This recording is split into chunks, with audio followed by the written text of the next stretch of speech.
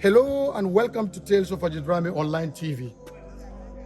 Today we bring you our first story and we start on disability. I am not talking about myself. I am talking about a man, despite his limitations, what emulation. Muhammed Krubally was born visually impaired and in many occasions wanted to give up, but he kept on. And today is a principal magistrate at the Bruce B Tribunal. But first, like you know, this is a new initiative. Like, subscribe, and share our Facebook page and YouTube channel. You can also bump onto us on Instagram.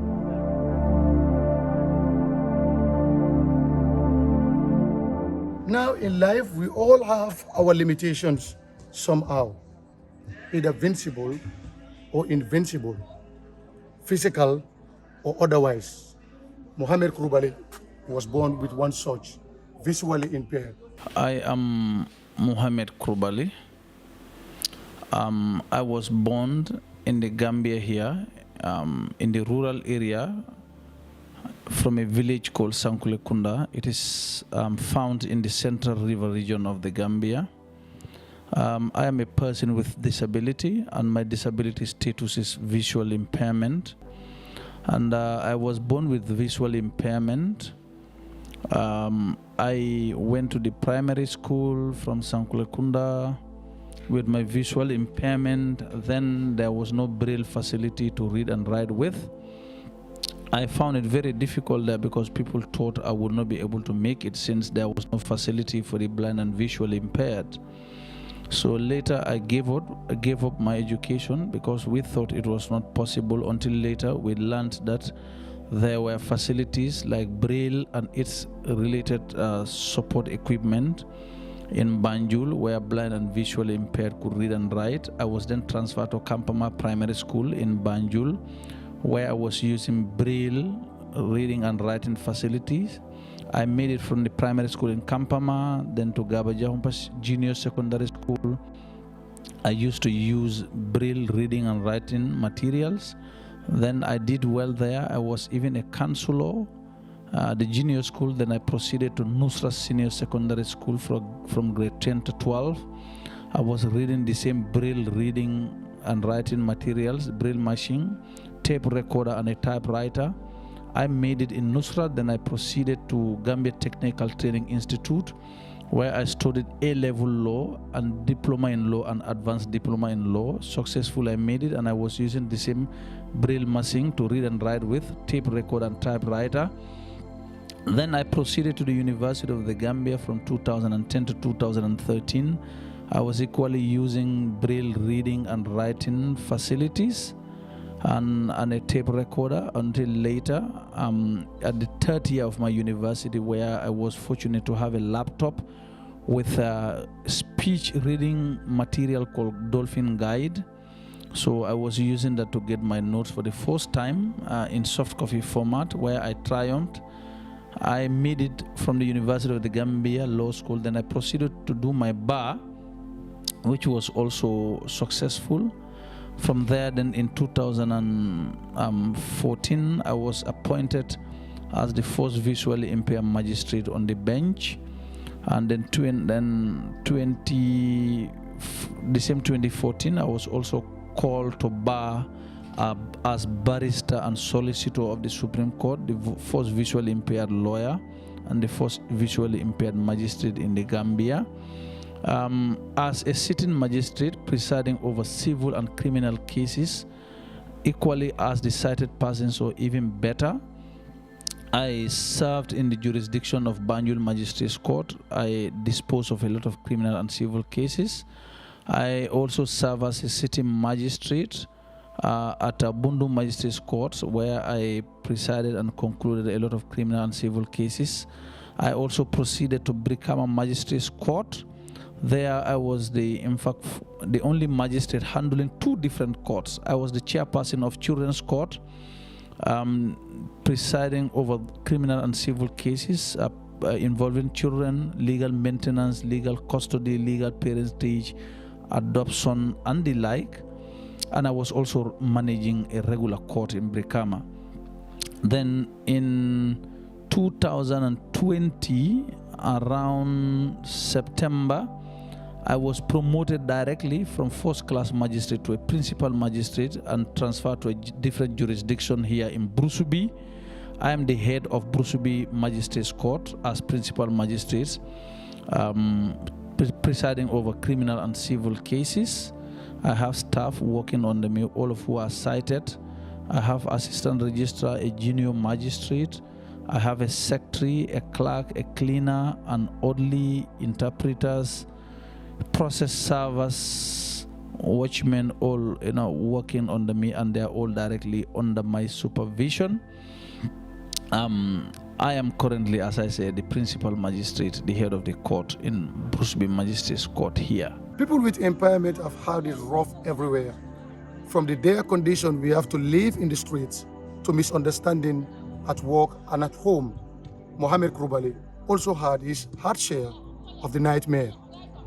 I quite face a lot of challenges, to be quite frank, in terms of facilities and equipment. You can see that it's not really easy to be a sitting magistrate. As you can see, by the right, I should have Braille, textbooks in law to be available in Braille print in the form of library, so that I can make good consultations.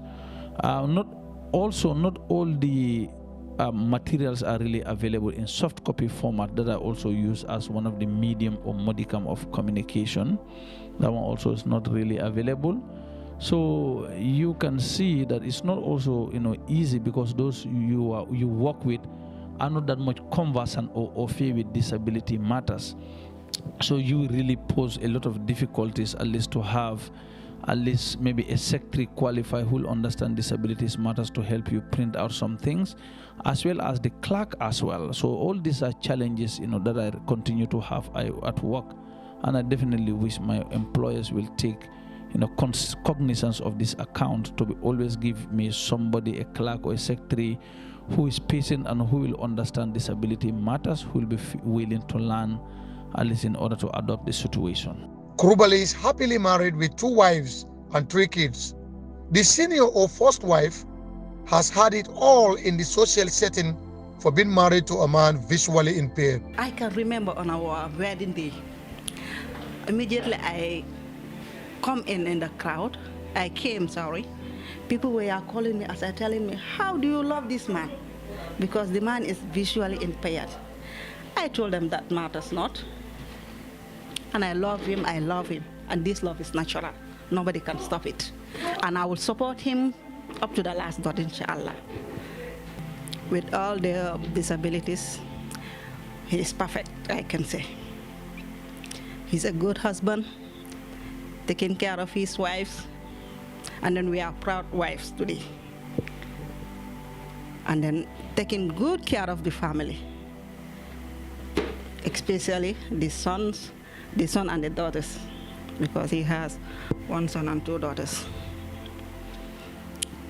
Despite the disability, maybe it's a gift from God. I can have it, you can have it, somebody else can have it. But with all that, he had worked harder and harder to reach this position today, and I'm really proud of him.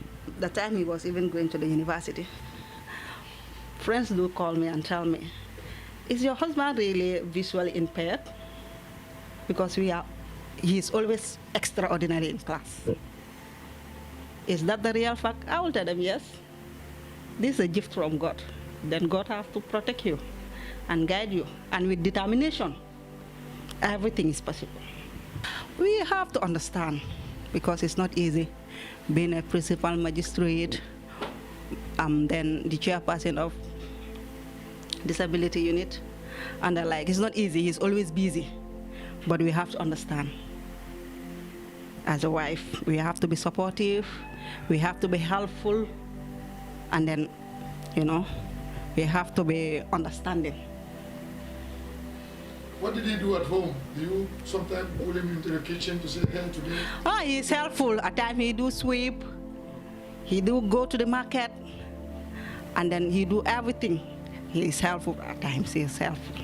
If you had to give one unique thing about your husband today, very sweet and lovely, what will you say to people who are listening to this interview? I think in the next world, I will choose him as a husband because he's perfect. He's caring. To me, even at times, my mother do tell me, because of the way your husband treat me, sorry, you know, you don't know anything difficult in this life because he's caring, you know. For me, at times when people ask me, Mama, what is the price of this thing at the market? I do tell I don't know, because he normally buys everything and bring it in the house. Everything. For us to go out and then buy something even at the shop, it's very rare. One key document that many persons with disability have been yearning for is the famous disability bill. The bill has passed through Krubally's hand in his different responsibilities. But will the bill in any way significantly change the plight of people with disability in this country? Persons with disability bill in the Gambia has been moving back and forth. It underwent series of validations by the stakeholders, by Gambia Federation of the Disabled, of which I am the president. It really moved back and forth from one ministry to the other. And we kept fighting, we kept pushing until finally the bill was placed before the National Assembly, where it also really suffered a lot of delay. It moved back and forth. Now we thank God the bill as amended is passed, subject to several amendments and recommendations, which is coming in less than a week time. So Persons with Disabilities Bill, when successfully passed into the Gambia, is really going to be historic because it will represent the voice of persons with disabilities in the event of any encroachment or infringement on the rights of persons with disabilities, or in the event of any violation. Persons with disabilities, we can always file lawsuit for redress for our rights having been violated, having been encroached upon, having not been respected, promoted, and protected. So you can see that when passed, persons with disabilities in the Gambia will really celebrate by having an established guaranteed legislation that we can always rely upon as a tool to ensure that our rights are not being violated. So a lot of our needs and aspirations, at least we expect, will be respected by the government, non-governmental organizations, parastatals, and individual. And this bill is really going to serve as a beacon of hope for persons with disabilities. Facilities and equipment will be provided. At least schools, will make sure that the environment become very accessible for persons with disabilities. Employers will ensure that they employ persons with disabilities. They will provide facilities and equipment as working tool for persons with a disability. The society will not stigmatize or marginalize or discriminate against persons with disabilities. So you can see those at the transportation department will ensure that persons with disabilities are not being discriminated against. At least transportation facilities will be available. And if you go to the health care centers, health and health services also will be adequately provided by persons with disabilities. Thereby we are going to be giving priorities, and of course we are going to have at least reasonable accommodation in all walks of life in the Gambia, really. So persons with disability bill definitely is going to be a modicum of hope for us, really. Now we all grow up hearing that being a lawyer is nothing easy, and to Krubally, his passion for this profession sometimes comes at the expense of time for his family. I have 2 wives. I'm a polygamist. I have 2 wives. I have 2 girls and 1 boy. Right. 2 girls with my first wife and 1 boy with my second wife. But my wives always complain I do not have time for family because of work, because I'm really being inundated with a lot of criminal and civil cases. So obviously it's not really being easy. Like you can see up to now, sometimes I'll be in office up to 4:30, 5 o'clock, just to make sure that I serve the public, just to make sure that justice is dispensed, just to make sure that litigants who walk into the court will go home happily, although not all that could go happy, especially those against whom decisions are. But it's really difficult for me really to have time with my family, because also when I go home, I have to visit certain files, that'll be ready for judgments, for ruling, or for orders. But sometimes I try, but I definitely have little time with my family, which I think definitely is not fair as well. Absolutely. If you have ever been a minority, you know what keeps you working hard to prove to the majority that you are not different, that you can do what they do not expect. Krubally was and is still going through that in life. Persons with disabilities really continue to face barriers, artificial barriers, numerous challenges. It had ever been my highlights that to see that persons with disabilities should be given reasonable accommodation in terms of education, to be given priorities, opportunities to attain at least health and health services. I have been very busy to be on the front line together with my fellow persons with disabilities to ensure that persons with disabilities, together with the societies, are sensitized not to discriminate against persons with disabilities. To many, it is extremely challenging to live and work with people in general, and much more complicated with people with disability. Yeah, maybe I can't remember all, but I know when it comes to judgment, even at the High Court, they cannot say anything about it because he quote from the law book. And then he do not use any of the law book. He's having everything in the head. Allah has helped him a lot about that. Even in court, I am sometimes surprised, like when the prosecution came and then they said, section this and this and this, then he will complete everything. Despite all how he is, the disabled, and then he is very strong, and then he's really standing for the disabled in this Gambia here. So, Ram, what does sometimes will feel it's not okay for him looking at the steps that he climbed, going to take his seat? As somebody who is closer to him and knows that he's visually impaired, are you concerned sometimes? Yeah, sometimes I do. Because like when he's coming to the court, the steps that he takes, when I'm sitting, sometimes I will turn around to see the kind of steps that he would take. But he knows the steps, and then he's very intelligent, to be honest, he is. And then he knows the steps that he would take, then he will go to his seats. And Alhamdulillah, he's working very well. Krubally suffer from a reality that many in this country also do. This range from the inconsiderate infrastructure to a vast array of social misconceptions about people with visual impairments. For example, we cannot hold a meeting at the Independence Stadium boardroom because there are no form of access for people on wheelchair. That is the reality even in the High Court of the Gambia. Having somebody who is like Krubally is an immense benefit for the Gambia Federation of the Disabled.